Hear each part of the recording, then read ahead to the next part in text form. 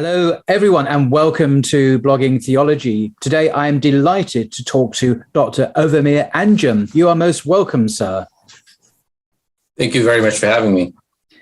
Ovamir is Imam Kitab Endowed Chair of Islamic Studies at the University of Toledo in the United States.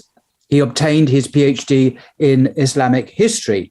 Now, he's the author of this book, which I obviously have, Politics, Law and Community in Islamic Thought, the Taymiyan Moment. And I haven't actually read this yet, I must confess, but the book clearly focuses on the thought of Ibn Taymiyyah, one of the most brilliant theologians of his day. And this book looks really interesting. But today, Ovamir will be kindly discussing the Islamic understanding of the Caliphate and its importance for today.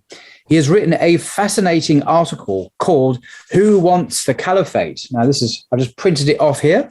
I actually genuinely found it to be a riveting discussion of the theory and historical experience of Islamic governance. And I'll link to it in the description below. I do recommend it. Now, I would like to read the opening paragraph of Ovamir's article, which gives us a flavor of his approach. So here we go. Who wants the caliphate? A word loaded like no other. Caliphate sums up deep memories and desires for some and ominous fears for others. For some 14 centuries, notwithstanding some discontinuities, the Muslim world has been synonymous with the caliphate. The loss of the Ottoman Caliphate after the First World War sent convulsive waves of shock and lament throughout the lands of Islam, the idea of its return inspiring numerous movements and intellectual projects. Its lure, however, receded in the short-lived excitement of post-colonial state building in the shadow of the Cold War. Today, as the failure of this state building becomes ever more spectacular, neoliberal economics and the global environmental collapse claim more victims, and the world system inches towards deglobalization and nativism, the idea of the caliphate as the only civilization alternative that can safeguard the interests of the most vulnerable becomes stronger among Muslims globally.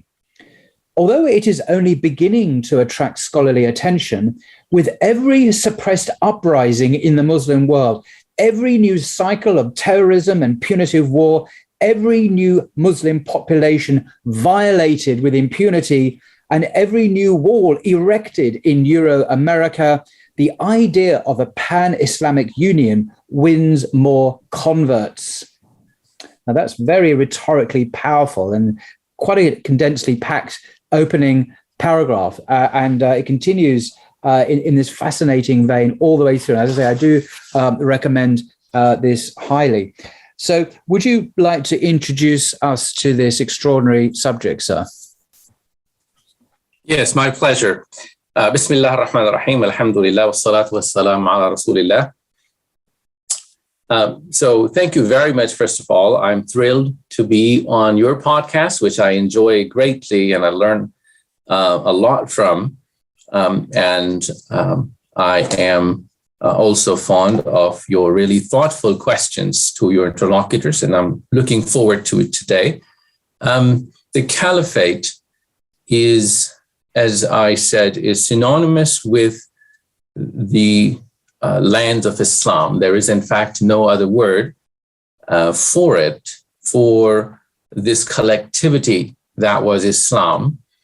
And in fact, I argue elsewhere that until before the Mongol conquest in the 13th century, the Caliphate, understood as succession to the Prophet Muhammad, peace be upon him, would have been the defining feature of Islam, and Islamic law, or the Sharia, which is seen after the Mongol period as the defining feature, would have been secondary to it.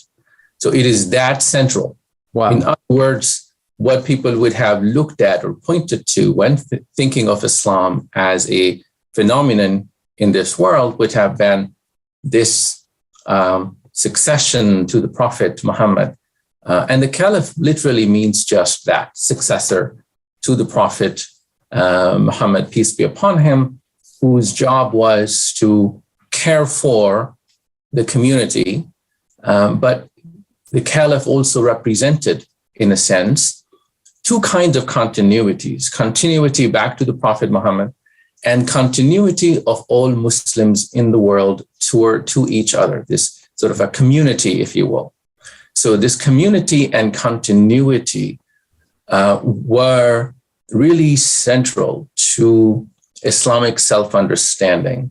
And after the Mongol destruction in 1258 of the city of Baghdad, where the Caliphate had been housed in the first 7 centuries, there was a 3-year interregnum, and then a caliph was re-erected in Cairo for several centuries later.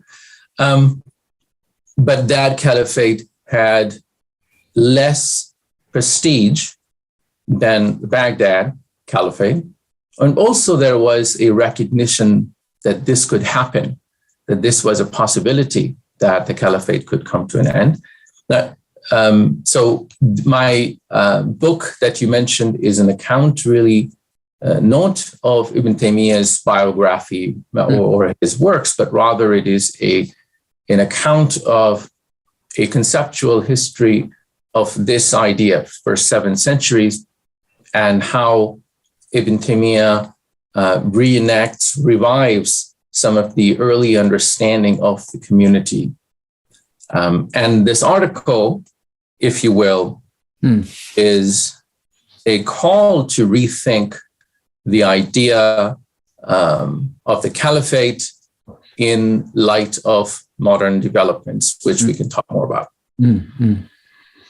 Oh, fantastic. So today's situation is very different. We don't have a caliphate since the 1920s, when the Ottoman Empire, the caliphate came to an end, and we have the rise of modern nation states in the Muslim world. So are you saying that the caliphate is normative for Islam?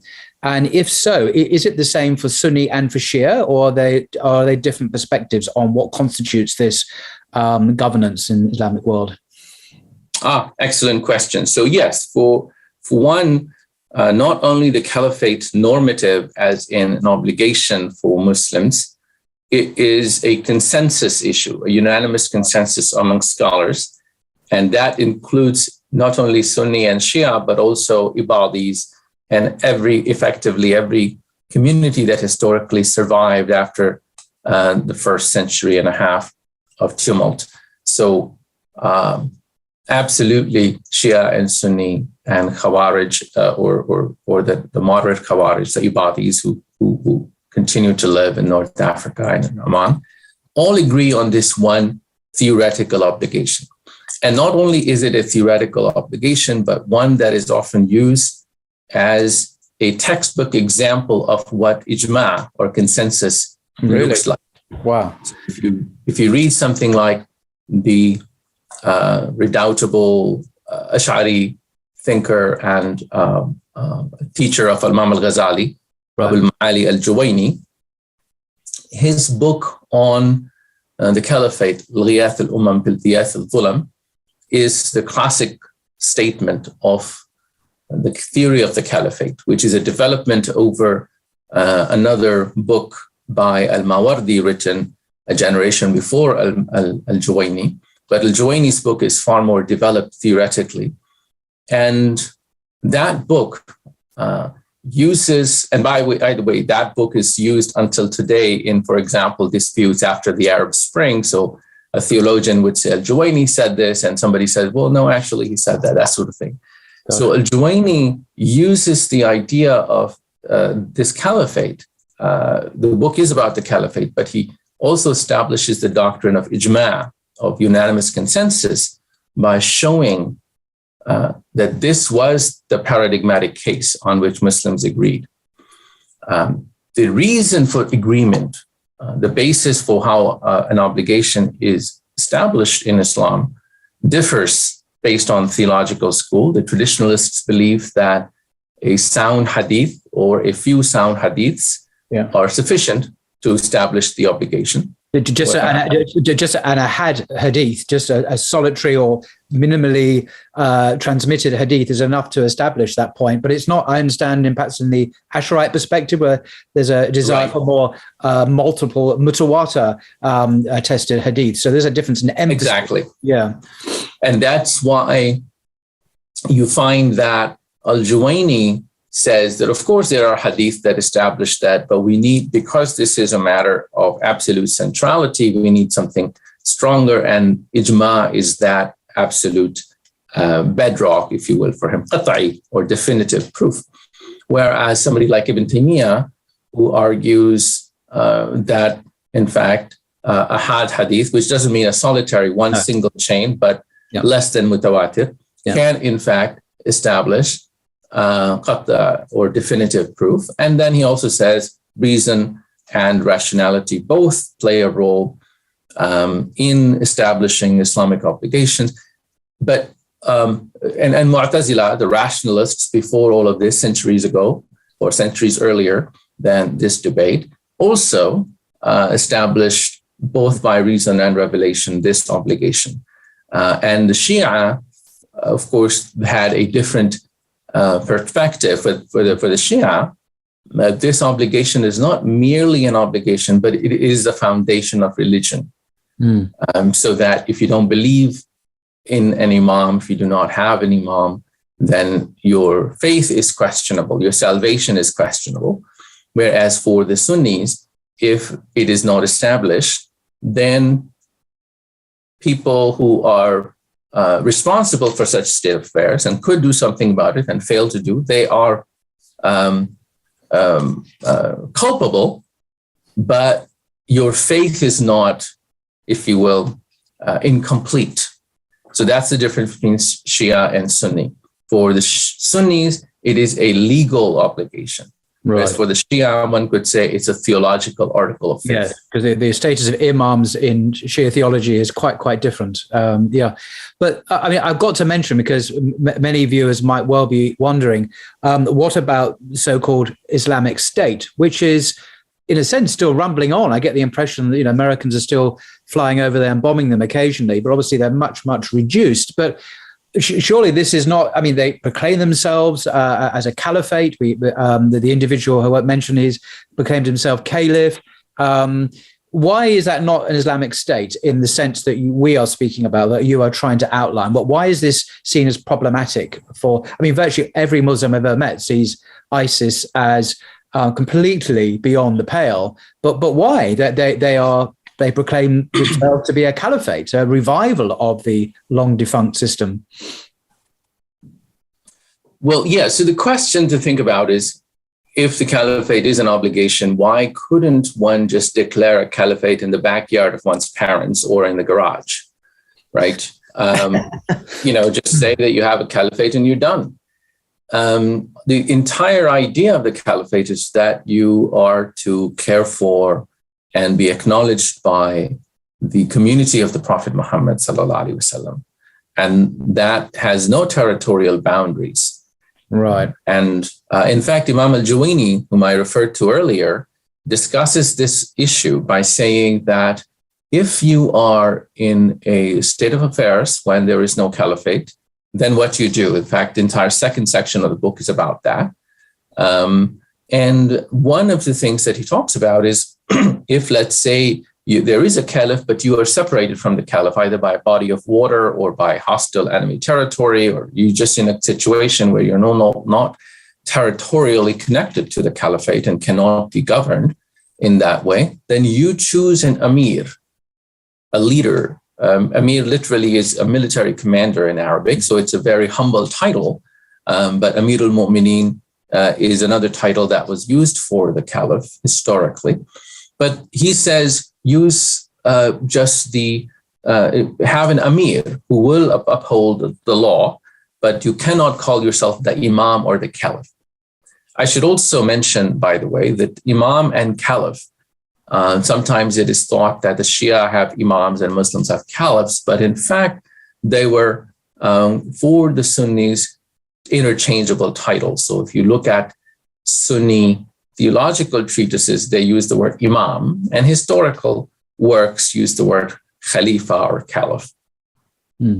So the ISIS is not given any credibility in its claim to represent a restored caliphate because they don't meet the criteria. And also, I'm aware that most of the people they seem to kill happen to be Muslims as well. They seem to have a particularly egregious attitude to Muslims who disagree with them, in the sense of just exterminating them, which is not exactly what the caliphate is supposed to be about.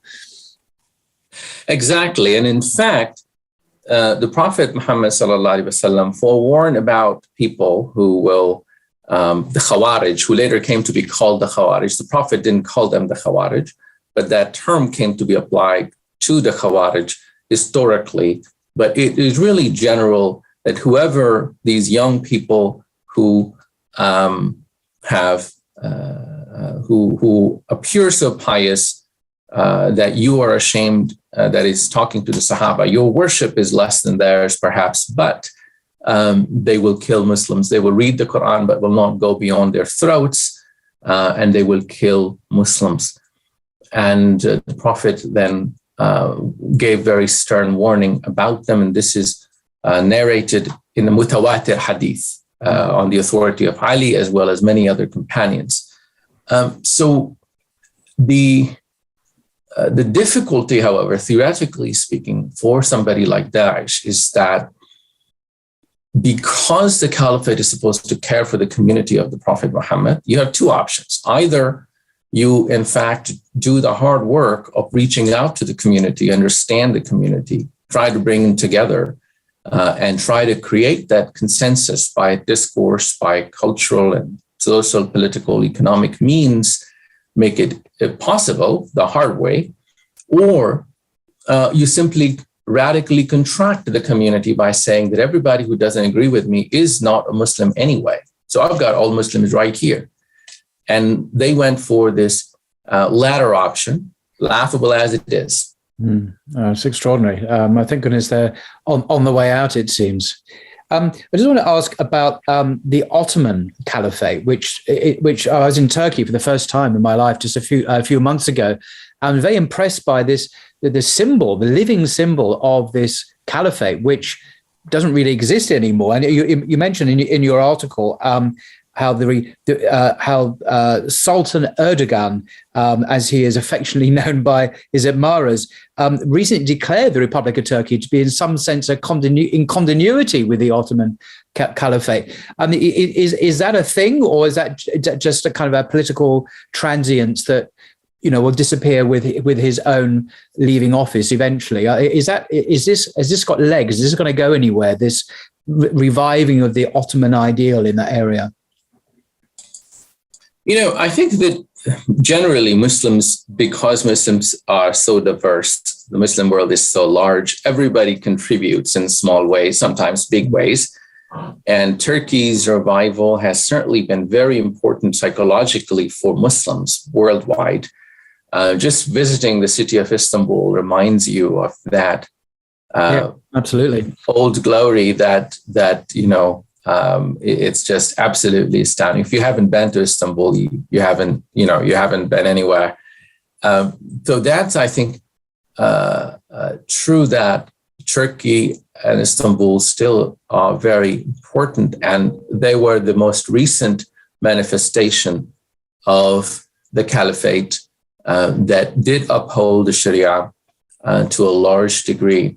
But I think that these rhetorical politics, rhetoric, of course, all of this is very much part of politics. And Erdogan was not the first or the last ruler to remind us of that, to try to connect us to that. Remember, Saddam Hussein connected himself to the legacy of Salahuddin Ayyubi because they were from Tikrit, the same background. So I think that is, no, I don't say it's nothing, it's not valuable, but this is part of Muslim politics historically. People connect themselves to the memories and memories and desires that then shape their followers and shape the following coming generations. So I don't see it more than that, but I think that in itself is interesting and valuable, not because Erdogan said it, but because he thought as a politician that this has purchase. Yes, yeah, indeed. I mean, I just want to dig a bit deeper, if I may, into this idea of the caliphate, even if only in its theoretical form. You mentioned that its function as a successor and caring for the Ummah, the Muslim community globally. But what are its specific functions? In your article, you mentioned, the caliphate is tasked with upholding the law, implementing hudud punishments, presumably collecting zakat, defending the ummah. So there's defense aspect to it, and so on. I mean, but it's not a theocracy, is it? It's not like, because in the West, this is a problem. It's very often demonized. It's associated with obviously ISIS, but before then, I think it was seen as problematic at best. And now we live in modern nation states with liberal democracies and the rule of law and so on. So this seems to be a different conception of political governance, doesn't it? Where there is a specifically Islamic content to it, a religious content, which you just don't find in liberal democracies, which have a kind of majoritarian secular agenda. So could you just unpack a bit more about what the caliphate is supposed to do functionally vis-a-vis Islam itself? Right. Excellent question. So there's a lot there. Let me take it point by point, and then please feel free to jump in and direct the conversation. First of all, there were historically at least three different forms of the caliphate. Right. The Rashidun Caliphate, which was a small, if you will, face-to-face community in which the caliph was first among equals, and a continuation, if you will, of the Prophet's own pastoral care for his community. And at this time, the major difference between the caliph and the Prophet was that the caliph was not the Prophet, did not receive revelation, and therefore could be wrong and needed to be corrected and needed consultation and advice from the community. And this was the great declaration of Abu Bakr, the very first khutbah or sermon that he gave upon election was that I am not infallible, I'm not the best of you even, and if I'm wrong, correct me. And my job is to strengthen the weak and take the right of the weak from the strong from among you. In other words, my job is what governments do, which is a kind of redistribution and ensuring of law and order. And in addition, of course, to the protection of the boundaries and the mission of Islam itself, which is to be exemplar and witnesses unto humankind. Now, then came, if you will, what we might call the imperial caliphate, the caliphate as an empire.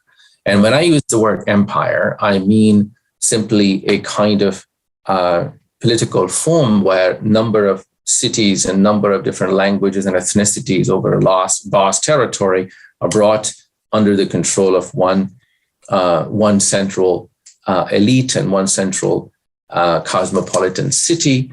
The idea of the empire, therefore, is well known to the Near East, 2,000 years or so before Islam. In fact, 3,000.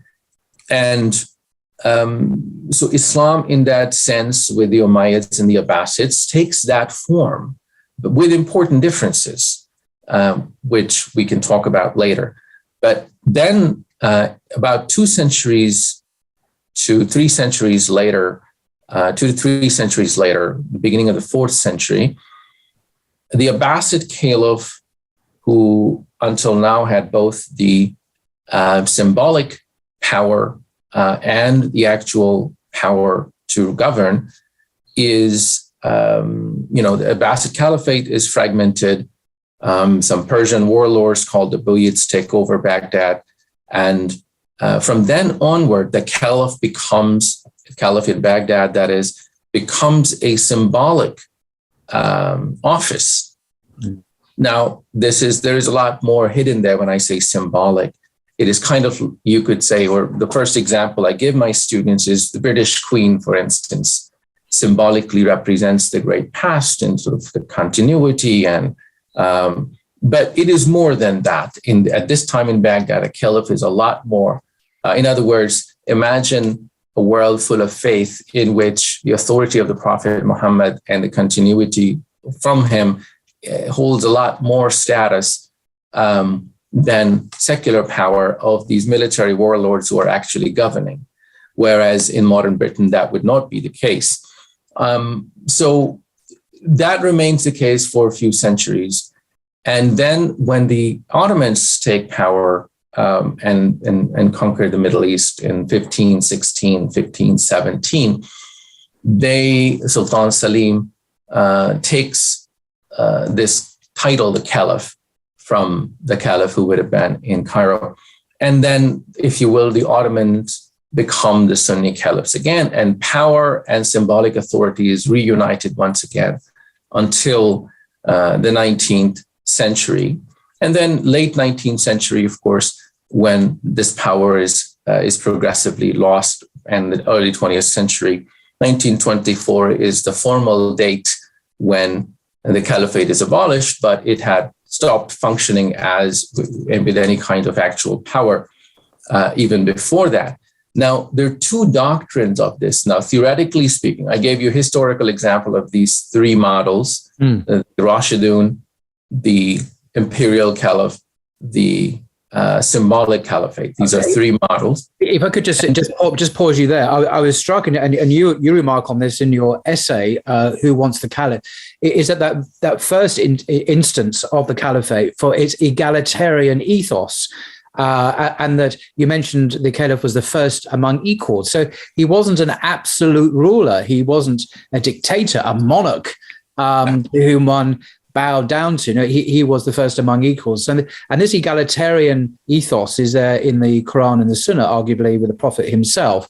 And that seems to have been lost in later instantiations of the caliphate, that as you describe them. And I thought that was very interesting, that it had that feature, but which was subsequently lost.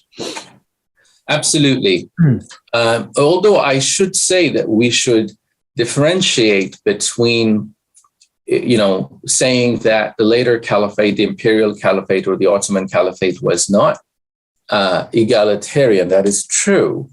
But it is not to say that these caliphs had absolute power. They were not absolutists. They were not absolute despots. Right. This is a stereotype, since actually Karl Marx, who spoke about Asiatic despots and Orientalism, Orientalists have endlessly repeated this. But in fact, one of the things that actual historians, not those Orientalists who sort of generalize, argue that one of the problems in Islamic history throughout was that caliph did not have enough authority, that the ulama significantly circumscribed the authority of the caliph. Right. And to give you a couple examples from history, Abu Yusuf, who was a student of Abu Hanifa had been a Persian jurist, and of course now is the imam of the greatest number of Muslims of the four schools. Abu Hanifa's direct student and both a disciple and a friend, Abu Yusuf, was the chief justice or the chief judge of the greatest Abbasid caliph, most powerful, Harun al-Rashid. And he writes a treatise to Harun al-Rashid in which he straight up says, you as a caliph must follow the example of the Salaf, including the Salaf such as Abu Hanifa. So what he was saying to Harun al-Rashid, the grandson of the Prophet Muhammad himself, so to speak, who is the caliph and the representative of all Muslims, that he's not the Pope. He doesn't have the absolute authority even to interpret religion. He must, in fact, follow the best opinions that are available of the interpretation of the Quran and the Sunnah. And one of those interpretations is that of Abu Hanifa, a Persian who converted to Islam. And his only claim to fame was that he understood the Quran and the Sunnah and did brilliant jurisprudence. this treatise, by the way, Kitab al-Kharaj by Abu Yusuf, gives you a sense to what extent the powers of the caliph were, in theory, in principle, constitutionally speaking, limited. And then in the Ottoman Empire, we have the case of many sultans who were deposed by the fatwa of the qadi, of the chief judge. So it is true that this wasn't the first among equals, consultative, ascetic caliphate of the first 30 years that we look up to as an ideal. But even afterward, the caliphs could not act as theocrats, right. Certainly not the Sunni caliphs. Right. Well, this is a really important point, and you're emphasizing it, and thank you for that, because the perception by many in the West is precisely that the caliph is like a theocratic monarch who, like an ayatollah, like literally a sign of God who dispenses, his dogmatic rule at will. And that's simply not the case. I mean, that is a complete travesty, complete fiction. And it's such an important point. So thank you for stressing that. So did you want to continue? Yeah, so I wanted to then say that given that there is this diversity and this institutional variety in Islamic history and how the caliphate is actualized, sometimes a slightly more symbolic role, at other times an actual role of dispensing justice and law and order and defense and so on. The idea that there is flexibility within the theory itself. For example, you have among the great classical scholars, Ibn Taymiyyah and Al-Juwayni on one side, who say that the caliph, in fact, needs to have a quantum of power so that he can dispense with some of the duties that are assigned. Whereas somebody like Al-Ghazali says, well, if you cannot have that, then merely a symbolic caliphate is still necessary for the community. But these scholars also recognize that the institutional responsibilities of the caliph were also varied historically, in fact, from time to time, place to place. And Ibn Taymiyyah remarks on that. He was a remarkable historian. He knew that, for instance, the duties of the muftis and the qadis and the caliphs and the governors, in fact, varied throughout history. Meaning that if you have a violent crime, is it going to go to the qadi, or is it going to go to the mazalim court, or is it going to go to the caliph? It varied between, say, North Africa and the lands in Syria and Cairo. It varied in earlier Umayyad and Abbasid period. All this means is that there is a lot of room for institutional creativity for us available today. The caliphate shouldn't be understood as a form of government that is an institutional form. Rather, it should be seen as continuity, the two continuities that I said, the continuity to the Prophet and of Muslims globally. Now, some of those, for example, could be part of the caliphate as institutionally, and others could be more symbolically so. As was the case with the Ottomans in the 19th century, who, for instance, ruled over the Middle East, but the Muslims in India, for example, looked up to them as caliphs, and the realm in between, the Safavids, that is Iran, was going through a number of sort of civil wars and whatnot, and was not settled. And therefore, it is for modern Muslims to learn from the institutional creativity, whether it's of liberal democracies or social democracies or perhaps other forms of government, and to come up with something that is protective of the rights of minorities and that deals with the variation of creed and language and ethnicity, and of course, the vastness of territory. And I give the example of European Union, for example, but one could also think of early United States, the 13 colonies, as they are brought together in a compromised constitution. One could think of Organization of Islamic Cooperation, OIC, as a beginning of something, some greater unification. All of these things are, I think, valid ways to start thinking about what a modern caliphate would look like. Interesting. I mean, one of the things that struck me, reading your article, reading about the caliphate, is comparing the Ottoman model, which lasted for many centuries, with modern liberal secular states, say, like, random example, like France, where the Muslim population there, which is very substantial, is quite hemmed in terms of what it can do and can't do. And there's pretty much a taboo on public expression of faith. But in the Ottoman Empire, it seems, with what's called the millet system, there was much more diversity and pluralism and religious freedom in these pre-modern empire, if I can call it pre-modern, than there is probably in any or most modern secular democracies in the West. Well, what I mean is that, you could have a community, say a Christian community within the Muslim empire that could live by its own communal values and religious values. It could marry and divorce and inherit and so on, and have limited autonomy even to live according to their own religion. And so could Jews, of course, and famously, according to there's an American historian, a Jewish historian, who said Islam saved Jewry literally from extinction because of the issues at that time. But compare that with, say, France. I'm not picking on France particularly, but you couldn't have any kind of religious freedom as a community in France, Muslim community or Jewish community at all.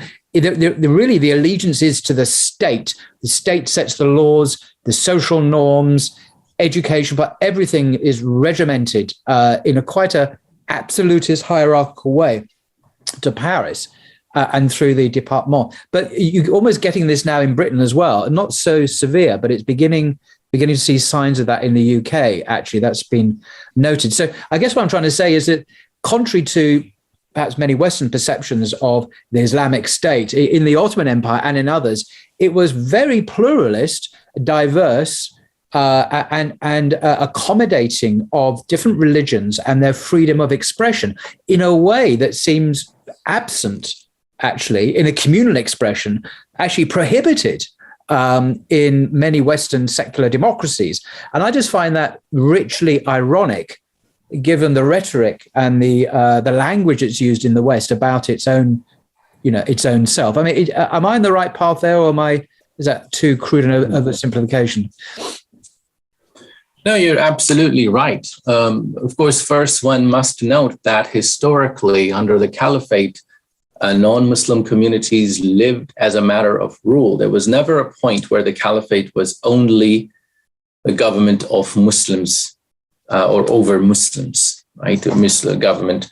Other communities always lived under Islam and thrived, right? If they had not thrived, they wouldn't be around still 14 centuries later, which is why my good friend, I'm proud to call him a friend, Professor Wael Halak, says openly in his interviews, for instance, that he would rather live in a caliphate, the Umayyad Caliphate or the Abbasid Caliphate, than in contemporary New York as a Palestinian Christian. I was going to say he's not a Muslim. You just answered that point, and he's written some amazing books. Actually, he's an extraordinary intellectual. Yeah, right.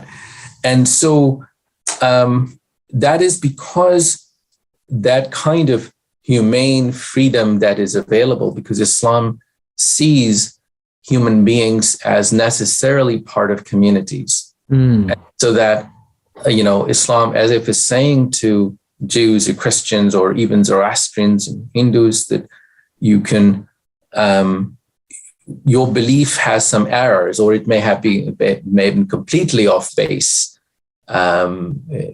Zoroastrianism or Hinduism. Nevertheless, you as a human being have a right to live an honorable life within your community of people who are like you, and be held up to the standards of that community that you aspire to, you espouse.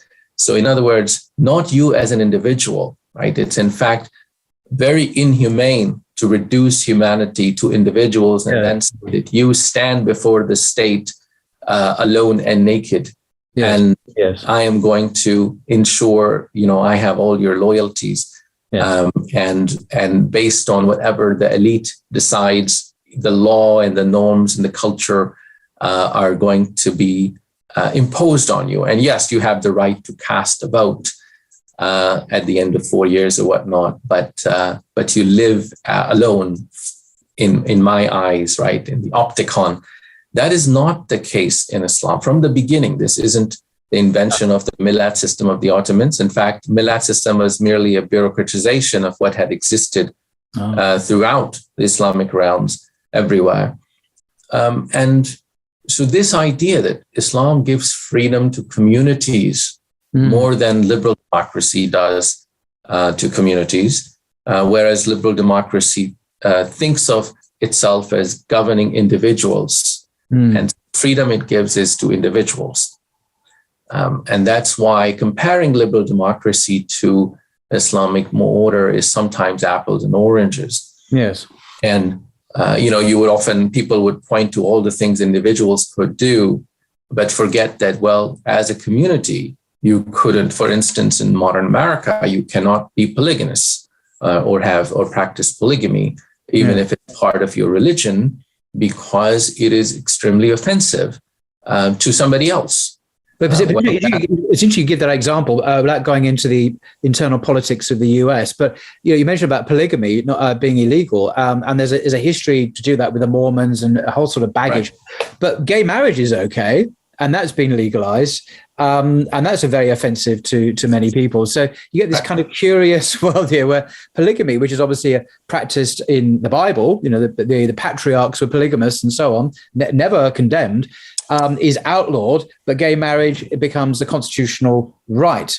And you get this why is polygamy outlawed if gay marriage is accepted? And I don't want to go into the answer to that, but you get this curious kind of outcome of disparate kind of values which don't kind of cohere really very well.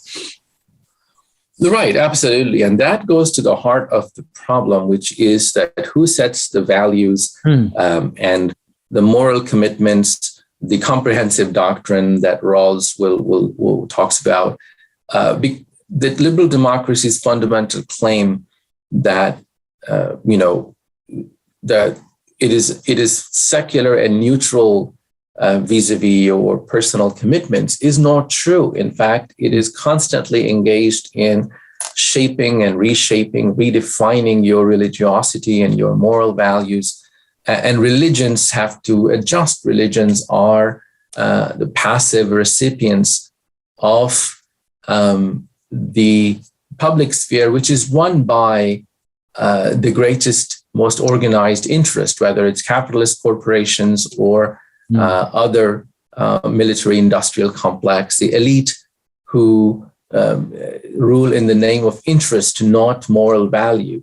Yes. And that is why I think that while Halak, Professor Wael Halak is absolutely correct when he refers to the Sharia as fundamentally moral, whereas the modern secular paradigm as fundamentally amoral. It is a non-moral way of looking at the world, where the idea of right and wrong are relegated to your personal space, but that personal space is constantly invaded by the public interests and public discourses.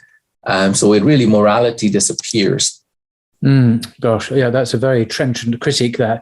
I just want to just address an issue. This is controversial. You don't have to answer. I'm not going to mention names, but it strikes me when I listen to prominent American Muslim intellectuals, and I don't obviously mean yourself for obvious reasons, is that the C word, the Caliphate word or the K word, is not really spoken about publicly. It seems to be, we can talk about spiritual renewal, or we can talk about the rights of Palestinians and, very worthy and all that. But the K word, the Caliph or the C word, seems to be missing.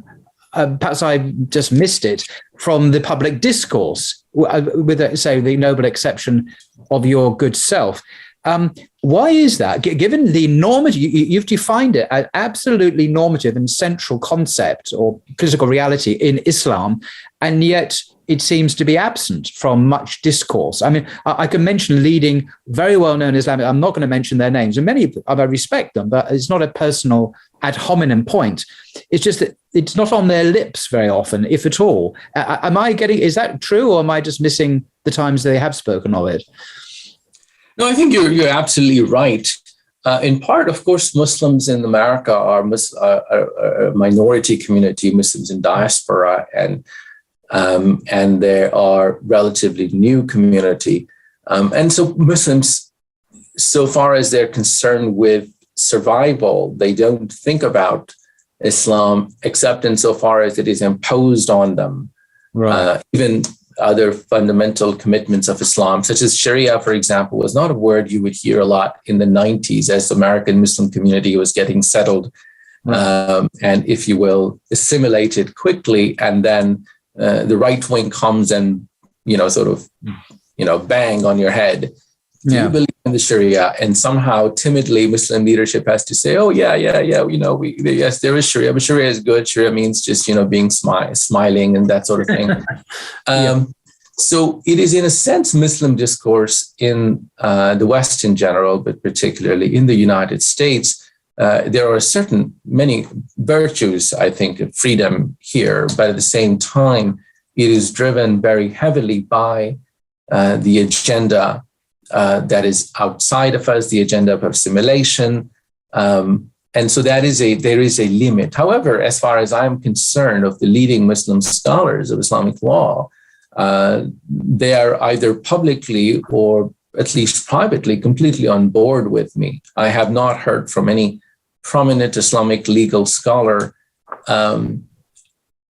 saying that, this is a travesty. Why would you write this article? In fact, many of them are teaching that in their own graduate seminars and discussing it publicly or privately with me, because the content is very much the normative content in Islamic tradition. You will find that if you read any book on Islamic history or Islamic legal history, even ones written by,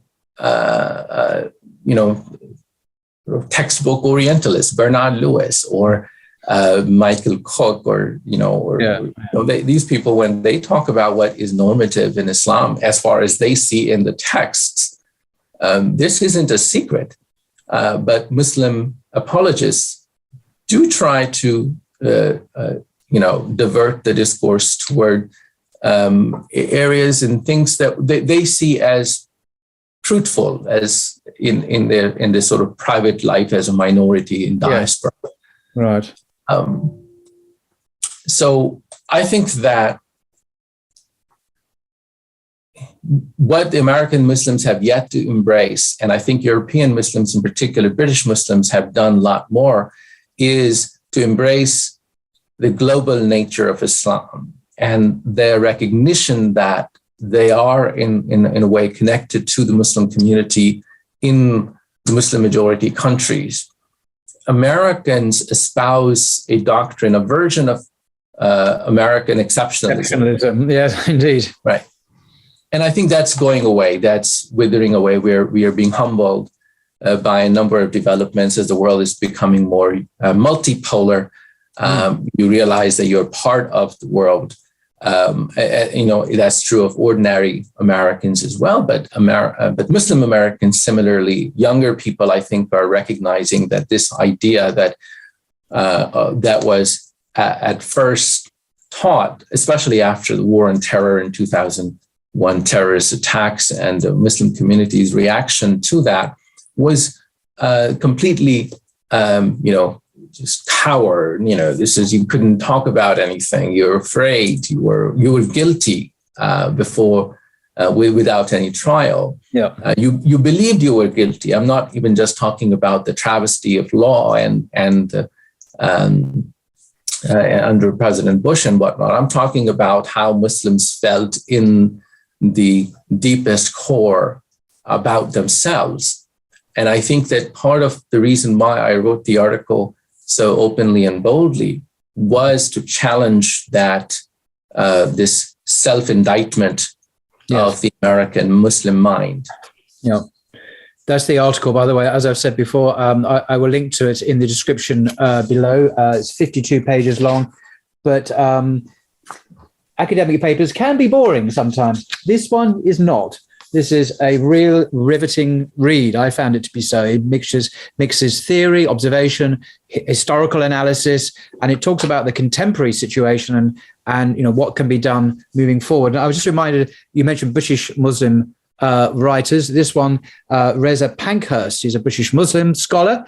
The Inevitable Caliphate, A History of the Struggle for Global Islamic Union, 1924 to the present. Of course, that was the year the Caliphate ended. And this has, interesting, the reviews on the back from some very senior professors, mainstream professors at the LSE and Durham University and so on, praising it to the hilt as just a fantastic academic analysis of the Caliphate since 1924. So I recommend that as well. And I've already recommended your work looking at Ibn Taymiyyah's thought, as well as Who Wants the Caliphate article as well.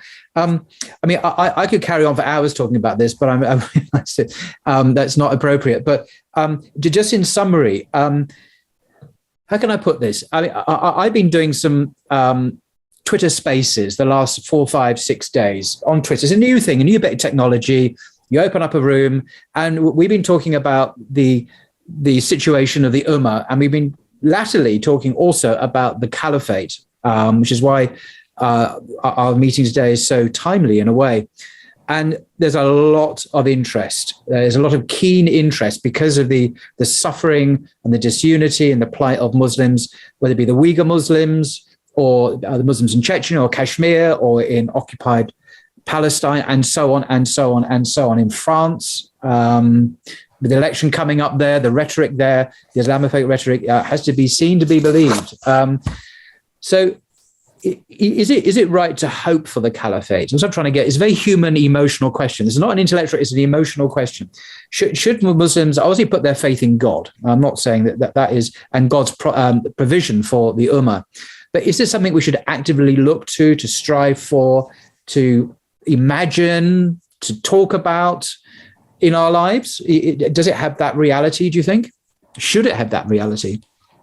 Absolutely. That is the point of my article. And it's not just an article, but also a research institute that I'm part of founding, that called Ummatics Institute. In fact, you can go online and look at Ummatics Colloquium, one word, ummaticscolloquium.org, where a number of scholars and interlocutors have come together to start talking about this and writing about this. And more is coming in future. I'm riveted to hear that you have a group of people that you're talking to about this as well. My recommendation to people is precisely this, that there needs to be a discursive transformation in Muslim spaces that is not a waste of time as people think, so long as it's done politely and so long as it is done in a way that does not dismiss of other central aspects of our Islamic religion, our Islamic tradition, whether spirituality, connection to Allah, or humane treatment of all problems around us. The point of my article, if I may state it at this point, is threefold, which is that the Caliphate is A, required religiously, B, feasible, and C, in fact, necessary to solve the many immediate problems. And this is the right historic moment at the heels of 3 decades of globalization, possible move toward deglobalization, at a moment when the civilizational state is rising in China and India. Europe is closing in on itself.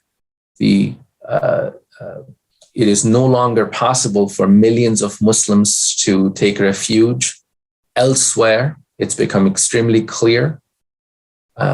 The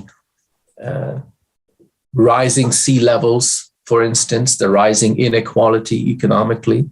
Those are the two greatest challenges that are going to produce wars that are going to look like they're political wars or maybe ideological wars, but the very basic reality of inequality and the rising sea levels, which is nearly 800 million people in the world live in the range of near coastal areas or in coastal areas where within the next 50 years or less that are going to become uninhabitable, which means that there are many reasons why there is going to be so much moving around, so many refugees, so many wars, that if something is not done about this region, then the world is going to turn positively dystopian for Muslims. And if that happens for,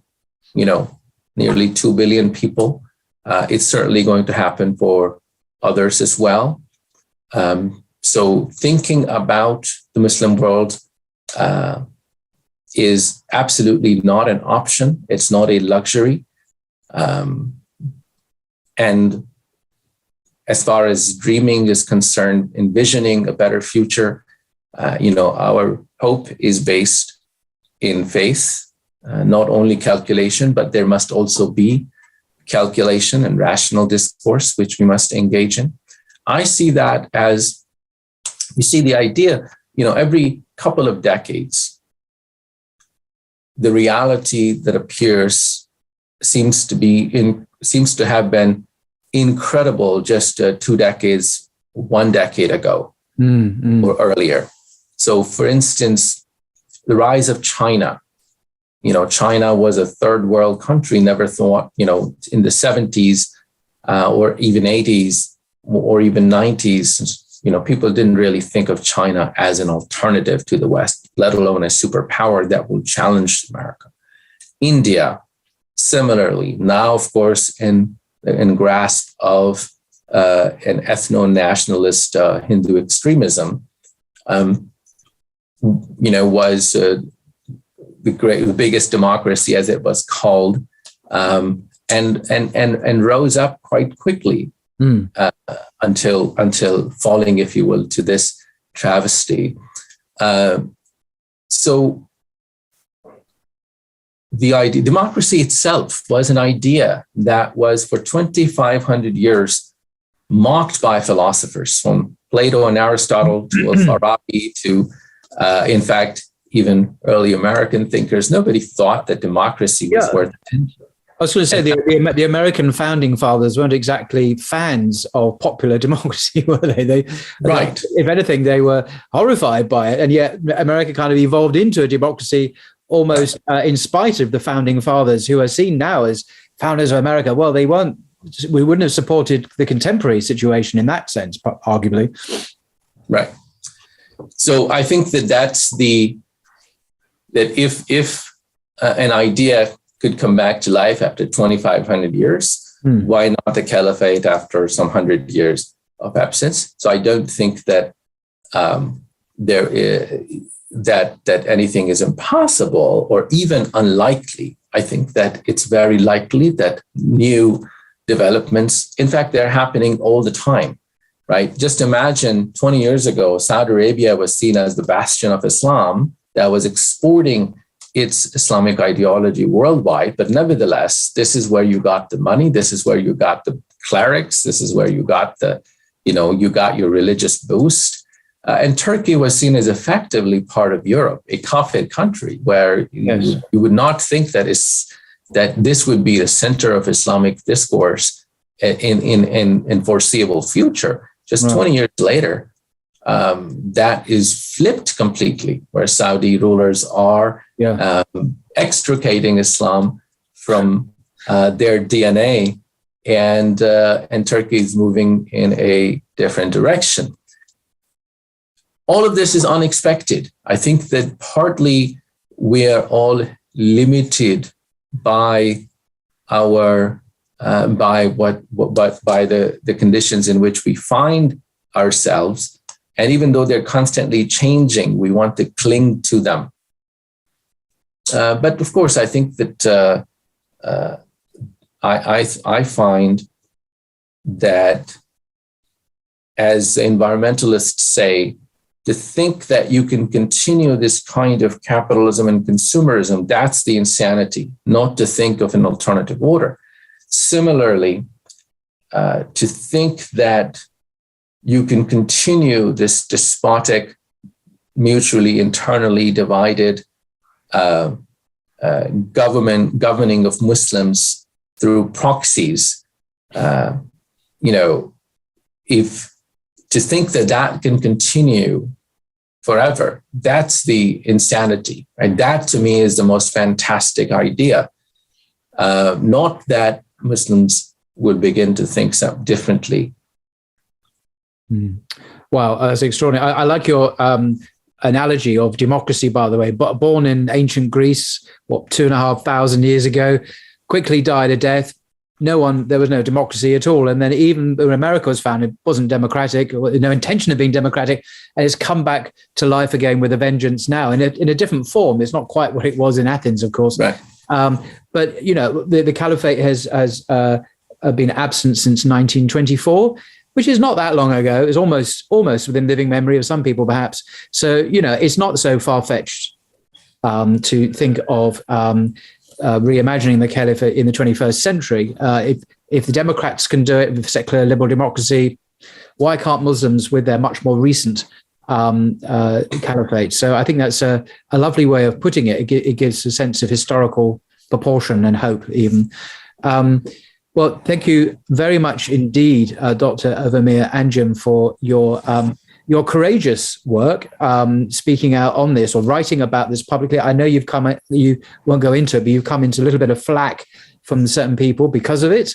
They are regrettable. But I do thank you for your scholarship and your moral courage in talking about this when it's not perhaps fashionable in America to do so. I'm sure we will all continue to read your work. As I say, I will link to Who Wants the Caliphate in the description below. I've already mentioned one of your books, and you've written other books as well. So thank you very much indeed for your time, sir. Really appreciate it. Thank you very much for having me. This was lovely. All right. Until next time. Thank you.